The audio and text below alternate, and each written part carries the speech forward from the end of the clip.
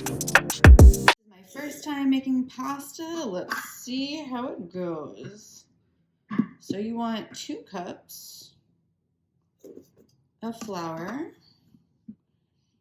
The recipe I'm using by Love and Lemons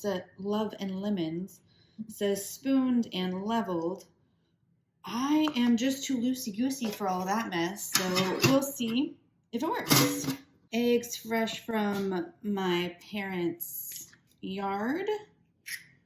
Well, my parents' chickens, not yard. I could try to be fancy and do it one-handed. Look at me, I'm already covered in flour. But I'm just not fancy enough for a one-handed egg crack quite yet. One day.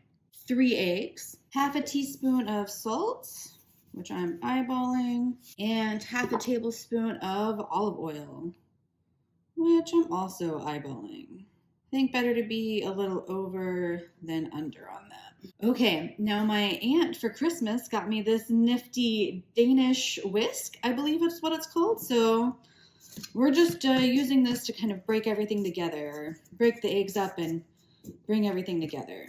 So whenever I attach it to my dough hook, it'll already have a process started. This is the cool thing about this whisk is instead of having all those icky whisk parts, look how easily that just comes off. It's so cool.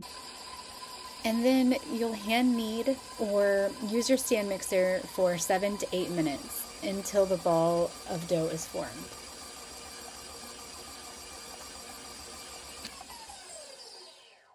Now we're just going to take our plastic wrap, put our awesome dough in there. I might shape it just so that it makes me feel more comfortable, but I don't know that that's really a necessary step.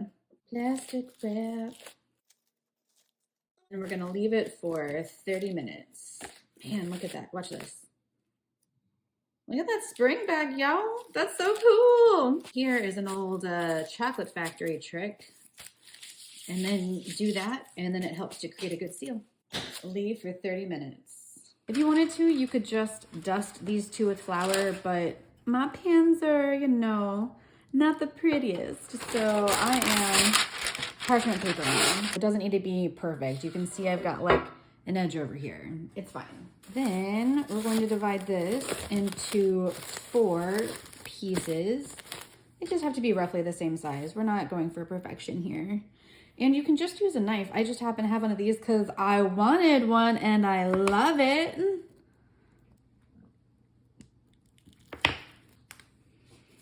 And then we're just gonna kind of flatten these out into ovals. We want it to be flat enough to be able to go through the thickest setting of our, well, it doesn't have to be flat enough to go through here.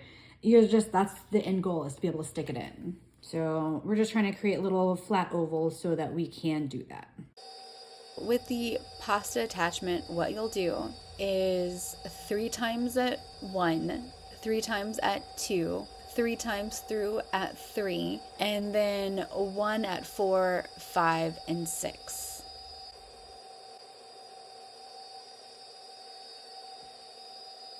Now we're going to cover the pasta, well, the pre-pasta, in flour so that it doesn't stick to each other whenever we actually turn it into pasta. I have 2 settings on my pasta maker, one for fettuccine and one for spaghetti. This time we're making fettuccine.